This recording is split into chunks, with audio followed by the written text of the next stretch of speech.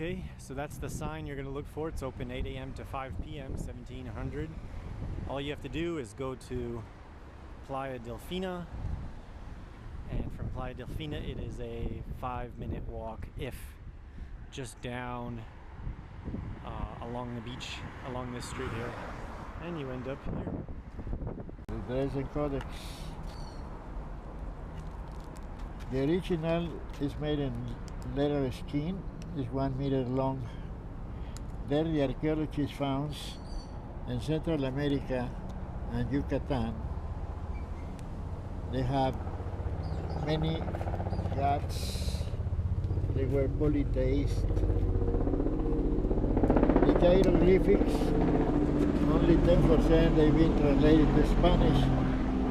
90% of these hieroglyphics haven't been translated. They have not been translated. There was a top secret of the rulers, writing and reading, you know. Uh-huh. The seashells, the dots, and the lines, they are the numbers. At the beginning, this is Humboldt. This is Alexander Humboldt. This is another scientist from France, Jaime Beauplan. Mm-hmm. They're the ones who make the maps of the Spanish colonies Mm-hmm. in 1802. These numbers here were translated. This is the number 1, the number 2, the number 3, the number 4. The number 5 is 1 line, 2 lines is the number 10, 3 lines is number 15. But the number 20 is the most important number. It's the dot on the seashell. According with the mathematicians here, they found the 0, the position of the 0. Uh-huh. So they discovered 0. They use the 0 Uh-huh. in mathematics, astronomy, in geometry and trigonometry. Uh-huh. Those priests, all the studies they do, they keep in secret. They were just for the ruling class. Uh-huh. Common people on the forest were completely ignorant, you know. At the beginning of the Christian days, the priests became the rulers, and they covered their faces with masks. All the priest masks, they have open mouths because they were prophets. The main prophecy of the priest was the rains, you know. We live on the rainforest. We have sometimes 10 months of rains.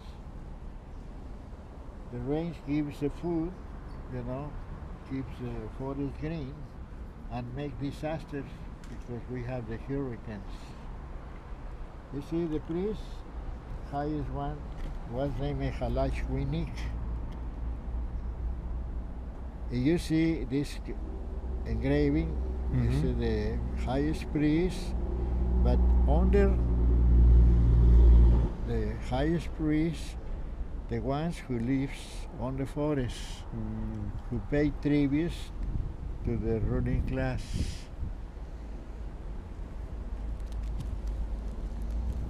The highest priest organized the others in a social pyramid.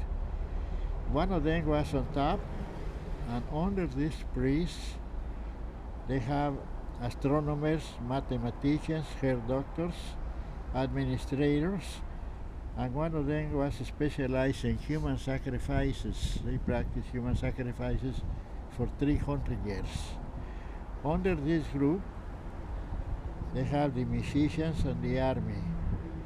And next group down, hand workers, stone makers and carpenters.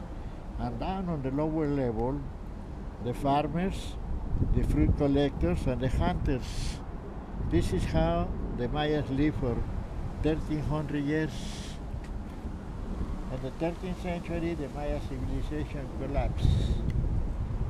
All these groups of rulers, of this group of important society groups disappeared. The only group to survive was the lower group. When the Spanish came in the 16th century, they found very few people living spread around the jungle, you know.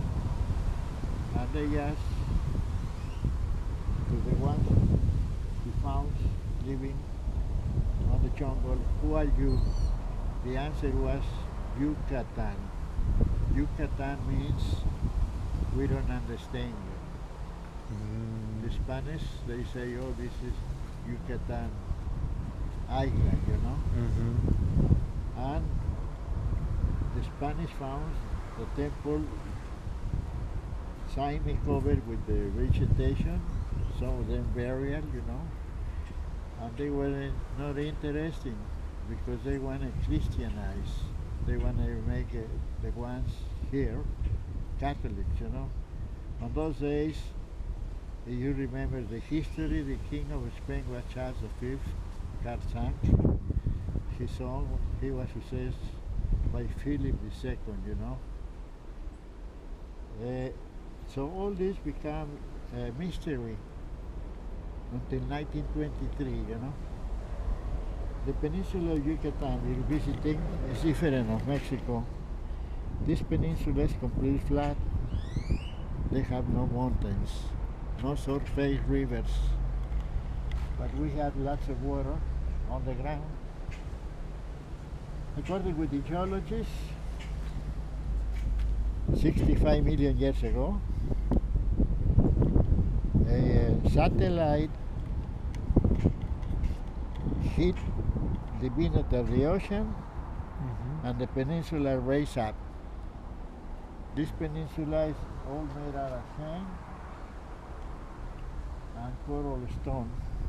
We have no clay, we don't have limestone, all this coral from the ocean. You understand? Here they found oil and gas all around the Gulf of Mexico, from the peninsula up to Texas. The government of Mexico subsidizes the ones who live in the forest now. To survive, they subsidize with money, you know. The peninsula is different of the whole country of Mexico. You visiting Cancun up north in Quintana Roo state. South is Belize. In the 17th century, the British take over Belize, you know, and they make a Christian colony over there. In 1836, on the 19th century, Texas broke away from Mexico. The Americans, they say, remember the Alamo. You know, when Texas broke away from Mexico, the Congress of the United States, they want to make a canal in Central America. But they don't know if Yucatan or the other countries in Central America was the narrow part of the continent. So they sent two explorers, two scouts from North America to Belize. And the two of them make an expedition through the peninsula and through Central America. One of the two of them was a lawyer from New York. His name was John Joyle Stevens. The other was a British architect, Ferry Catherwood. They wandered around with mules and horses, you know. They went through the jungle, the forest, and they found temples covered, buried under the vegetation. They published a book in London under this name, you know, written by Stevens, the lawyer. Catherwood's hobby was canvas. He made paintings. In the British Museum in London, they have this exposition of paintings done by Catherwood, where you can see the Maya temples, how they were for hundreds of years, burial, covered with the forest, the trees, the plants, you know. Because he was a professional architect, he was very impressive with the Mayan arch. On the buildings, the Mayas, some of them has the arch. The Roman arch is not like the Mayan arch. This arch doesn't have the keystone. They were able to build this arch because here we have no earthquakes. We don't have any volcanic activity on the peninsula, you know, on the Caribbean. Most of the volcano activity is on the Pacific, but not on the Atlantic, on the Caribbean. The two of them today, they are the fathers of the archaeology and the American history, you know. In college in North America, they always teach the students about the expedition of Stevens and Catherwood. The two of them passed away with malaria. The worst calamity here used to be the Anopheles mosquito, you know. All of this happens on the 19th century. On the 20th century, another American comes here. Officially, he comes sent by the Congress of North America to recognize the governments of Central America. But on those days, they were fighting in Central America, you know, the four countries, Salvador, Guatemala, Honduras, and Costa Rica, they separate. So he stayed in Yucatan, and there he found two books of the Mayas, but they haven't been translated. One of them is the Chilambalam, another is the Popol Vuh. With this information, he read the book of Stevens and Catherwood, and using the money of the Congress of the United States, he bought a former hacienda of Henneken. Because there are lots of archaeological remains. He was more interested in archaeology, you know. Herbert Thompson. This is Thompson. This is the sinkhole in Chichen Itza, where he went down with professional divers. He used 4 professional divers. On those days they used the helmet and the hose. He went down there, and there he found 100 skeletons. 100 skeletons. He found ceramics, obsidian knives, masks used by the priests, rubber bowls used on the games, and these gold pieces. This is solid gold. This is obsidian with mosaics. He get this treasure out of Mexico, and he donated the treasure to Harvard University. The treasure today is an exhibition in the Peabody Museum in Harvard University. He take it out of Mexico, you know. He was very controversial because he make this researching and he stole the treasure and he take it to North America in 1903. 20 years later, in 1923, the New York Times, they sent reporters here to this part of Mexico, and they start publishing the main cities in North America, New York, Chicago, Los Angeles, St. Louis, Missouri, you know, all the main cities in the States, about Stevens and Catherwood. Then the people in the United States are interested on the subject. You know, United States is a country made out of immigrants. They don't have traditions, no history. They don't have roots. So,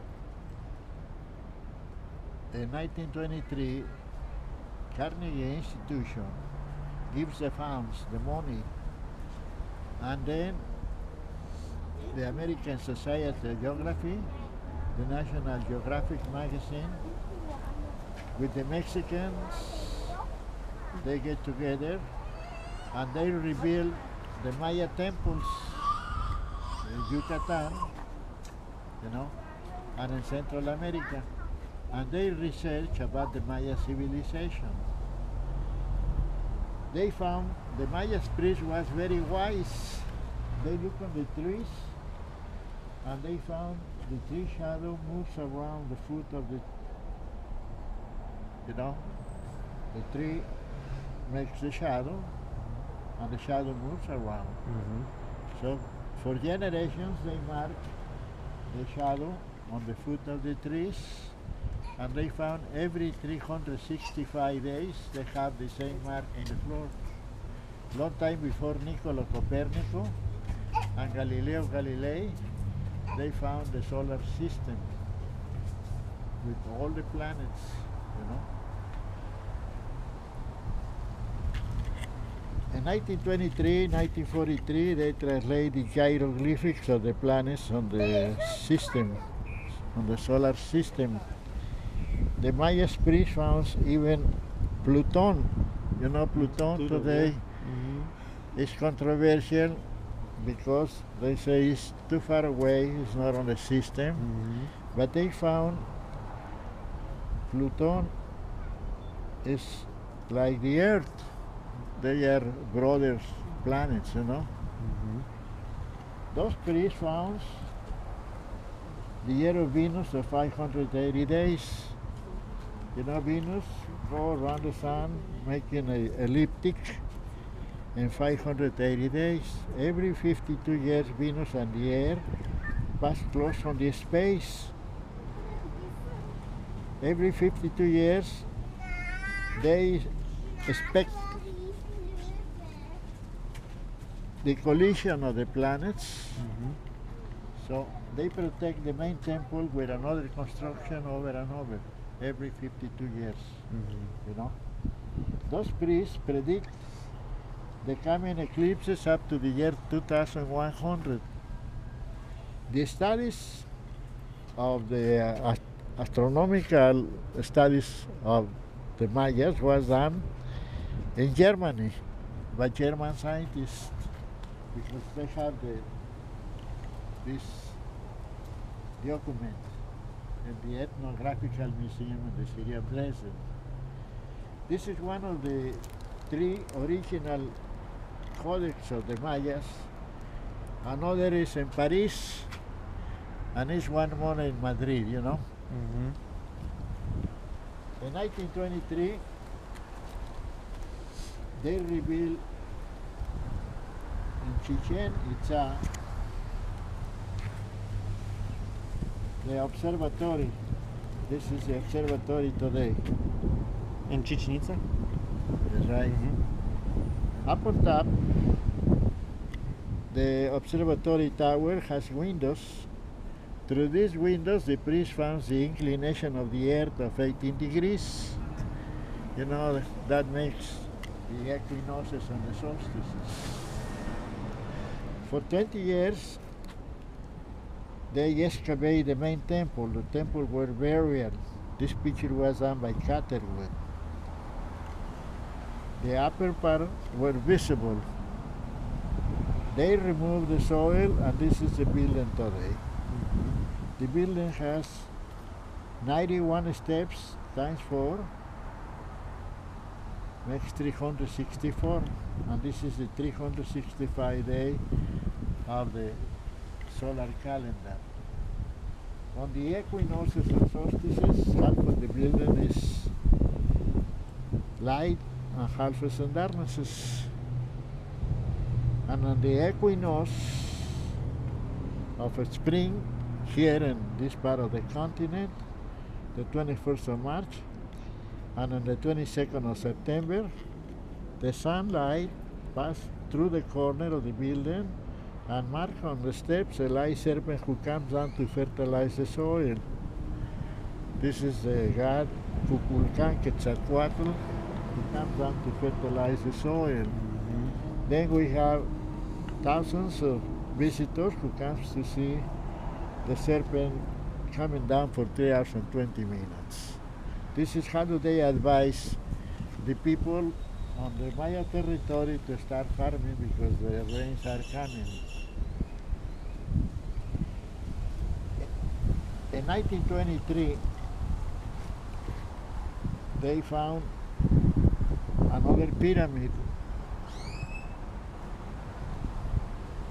but the pyramid were also covered with the jungle.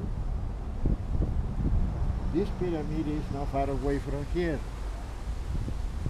It's another archaeological site we have in Cancun. In this archaeological park, you're visiting El Rey here. This is the Boulevard Kukulkan. The boulevard comes through the city, change the name, and the name on the other part inside the city is Tulum. In the end of Tulum Avenue is a cross streets. Not far away from there is El Meco. In El Meco in 1970 we find this pyramid. Still they have vegetation, they haven't been studied.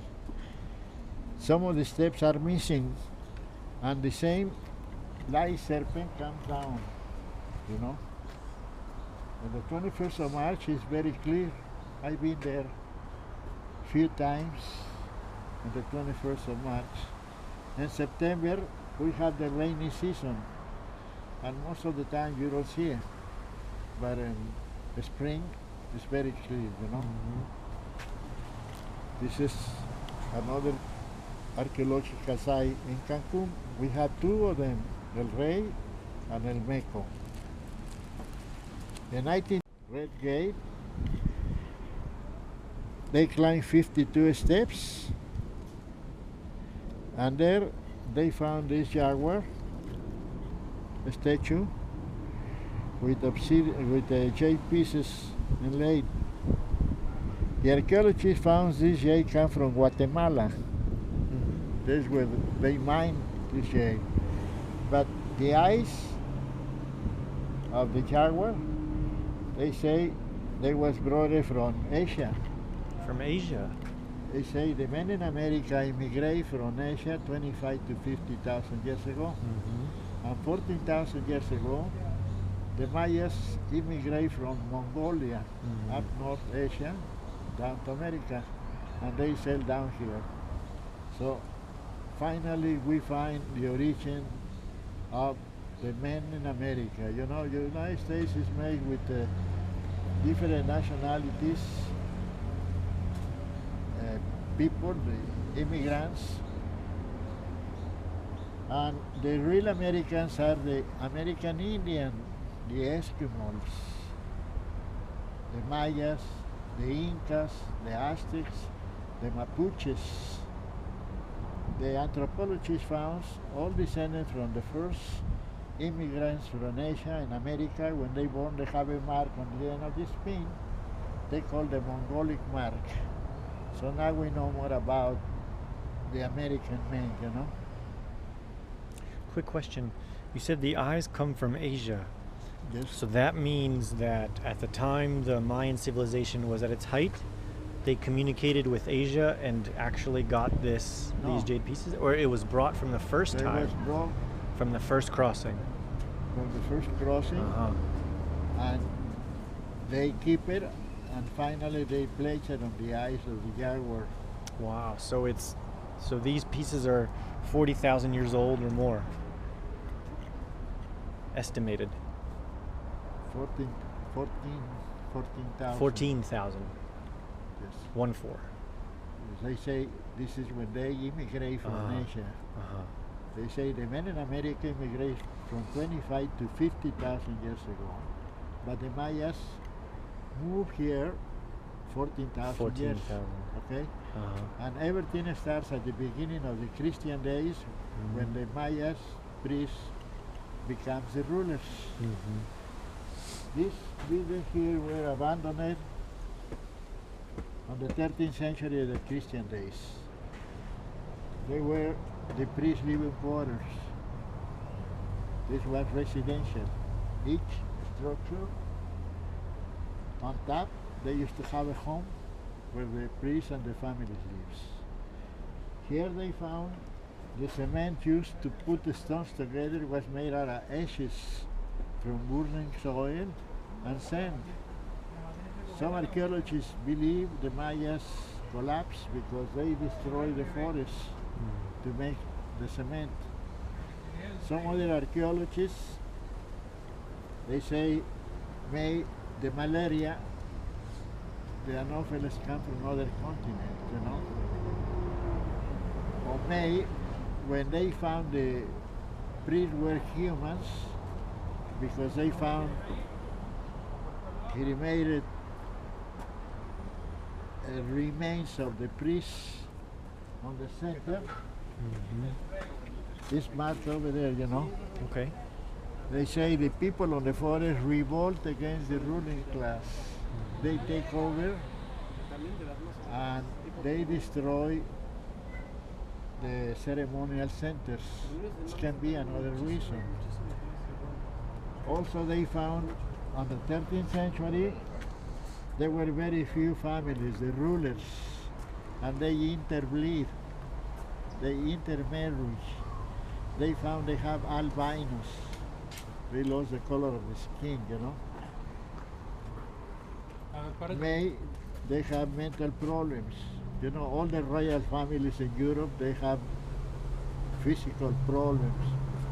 You know, the hemophilia, and the Bourbons, and the Russian royal family, and you know, the British, all because they interbreeding. So may they have the same here on the end.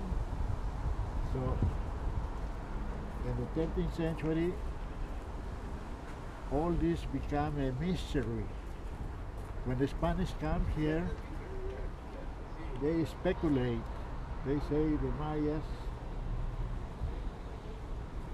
I mean the constructions was made by the Romans or by the lost tribe of Israel, you know, on the Bible, or made by the inhabitants of the lost continent, the Atlantida.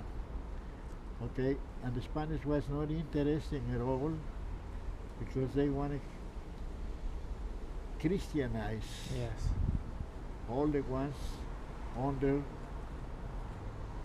the Spanish Empire, you know. Community, the archaeologists, they give a maintenance, they put it back. It's a new cement. So original stone, new cement. Yeah, the road stone. The old cement.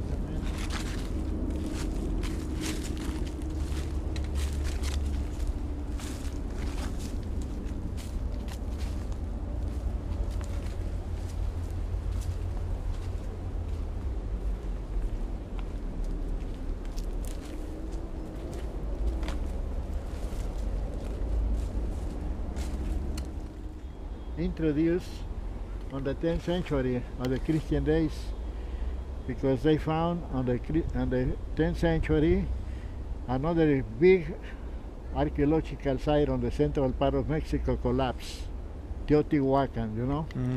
Then thousands of warriors come south. They found the Mayas. They take over the Maya territory, and they introduced the human sacrifices on the 10th century, and And the architecture, the columns used to hold the roof. Uh-huh. The roof used to be made out of palm leaves. We call palapas. In 1917, when Cancun started, everyone we live in Cancun, we live in palapas, and we sleep in hammocks. You know, 1970 is not too long ago. Yeah. In Spanish, in English, and in Maya. But it's not a hieroglyphic. It's the sound of the language. Mm-hmm. The phonetic, you know. Mm-hmm. The Maya language has no grammar. You know, the difference is because Maya can understand the others from Honduras, Nicaragua, El Salvador. You know, the same problem they used to have in China with too many languages until they make the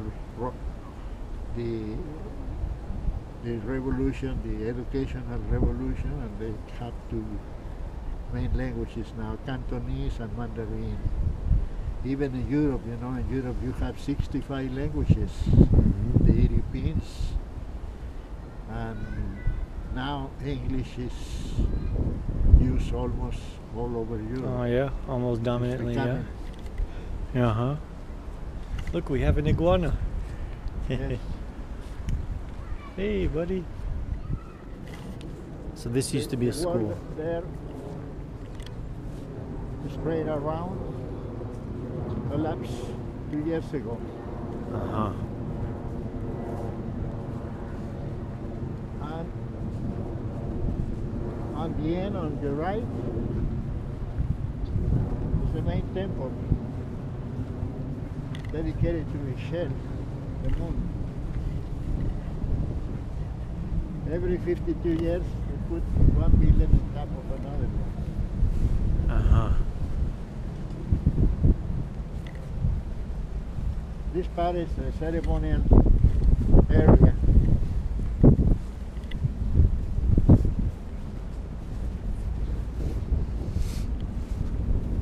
See, the iguanas Yeah. are becoming a large. They make tunnels and they are destroying the basement of the buildings, Uh-huh. the structures, the country. And here, on these rooms, 2 years ago, they found murals, paintings, but in a very, very bad physical conditions. They remove the walls and they take it to Mexico City. I have it here.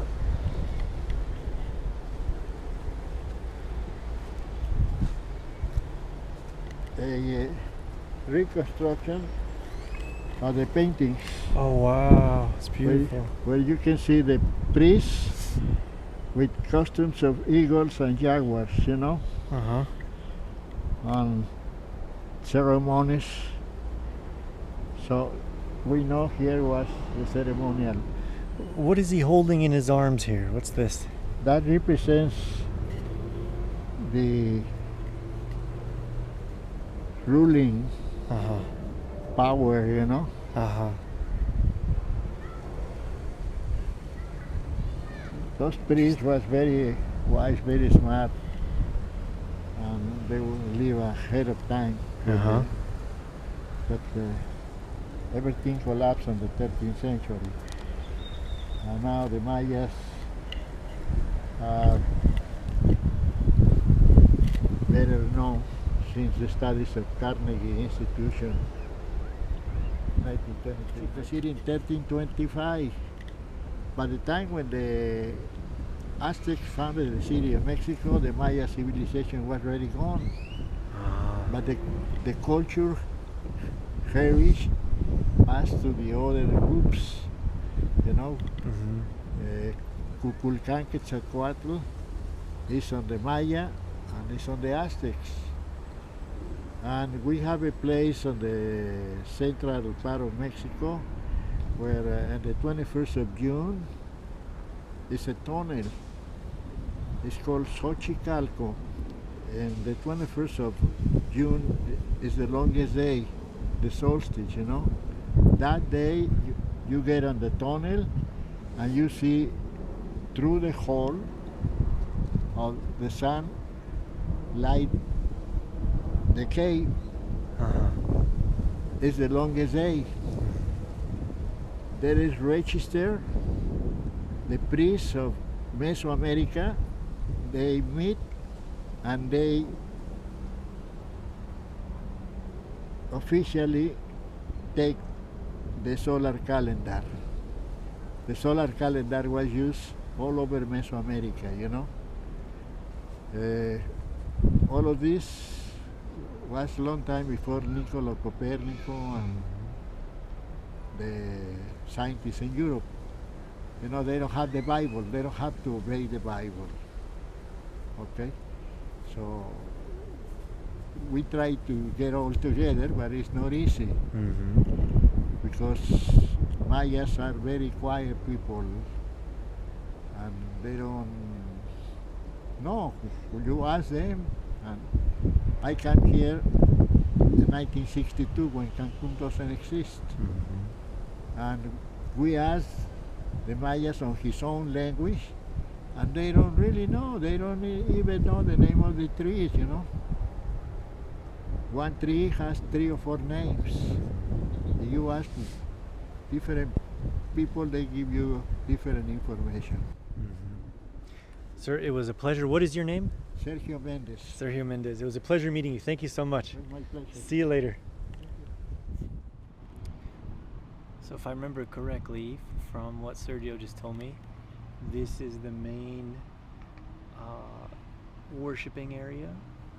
The school is to our right, and this is this building is the Sun Temple. And every 52 years they would add another layer on top. It's in disrepair today. It's been rebuilt by archaeologists. However, the concrete or the binding between the rocks, the stones, is not original, it's modern. The stones are original though. That doesn't say, that's not to say for every building and structure that we see, but for a lot of it. And then he said they found just several years ago, I think, they found, I think it was 2 years ago, some really nice drawings in this building here, which they then shipped off to Mexico City to be restored, and that's what he showed us in his binder. So we'll check out a little bit more of this area.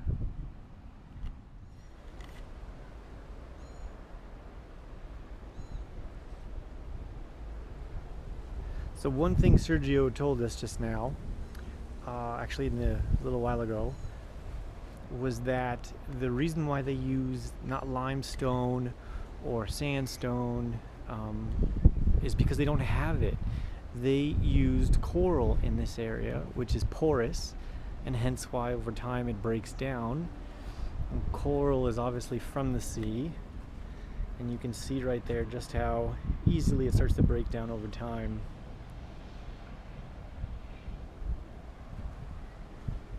It's actually good, I believe, that we can't crawl onto the buildings as much as I would want to. I think it's good because they're just not able to withstand the human traffic. You can see a giant iguana there. That's a male, and I'm afraid he might attack me, so I'm going to stay away from him. Don't want to get chased by an iguana, let alone bit. Now this little information plaque here is pretty interesting. It says Basamento Pyramidal. Structure 2, pyramidal structure. This building, measuring 5.5 meters high, has 3 stepped, sloping bodies with rounded corners. A stairway facing south provides access to the upper part where a temple was erected, of which only vestiges of the outer walls and 2 small altars remain. In the middle portion of this building and partially buried, one finds part of a stairway and a balustrade belonging to either a substructure or an earlier construction. So in essence, this building is old and they kept building on top, and the earlier substructure is probably not exposed right now. It could even be underground. What he said was interesting was the Mayas didn't build columns like this. He said that the people who came here and inherited from a different culture came and started building the stone kind of towers there. But it wasn't until after the Spanish came, around the year 1300, that they started doing this. So I take it, if I understand it correctly, that earlier than that, they weren't known to make these little columns, or big columns even. Well, I'm not sure if you can see the iguana right there. He's kind of straddling that rock. One thing the guide said was, please tourists, do not feed the iguanas here. They're actually destroying the substructures by tunneling holes. The alligators do come up out of the swamps and try to eat them, but I suppose the iguanas are protected, so they actually don't let them be eaten. But he said don't feed them, and hopefully they won't dig more holes and destroy this place. So if you care, don't feed the iguanas. Look at that guy. Yikes. You can see a perfect example of an iguana that's tunneled a hole. That's his tail there. I won't go any closer. And that's exactly what they do. They tunnel holes and destroy the substructure. I find it interesting that you don't find a lot of reliefs here that I've seen, except for possibly something over there. But it's really very difficult to tell. But I want to say on the lower section there, just on the lower half, just beneath that metal wire, it appears there to be some kind of image. As you cannot get closer, you cannot tell. But I haven't seen anything of any kind of reliefs or anything. And I'm sure, to be honest, they probably took them out to be put in museums and stuff. And I think that's probably a good idea. The exposure here to the sun and everything will just destroy it. Also, this place does flood at certain times of the year, so it's probably another reason.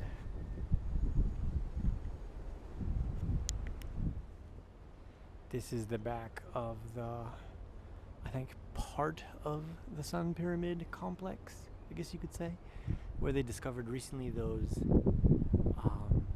reliefs and drawings that are now located in Mexico City.